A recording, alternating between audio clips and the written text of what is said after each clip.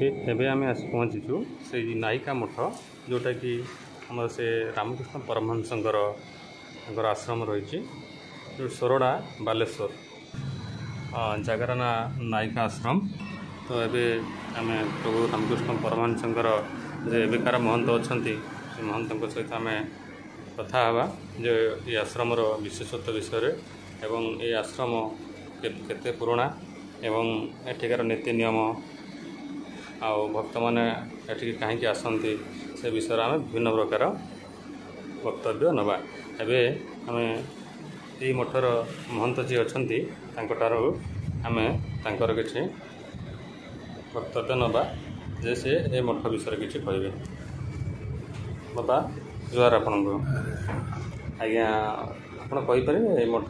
केते दिन पुराणार आपण महंत एबे अच्छा या पूर्व किए थे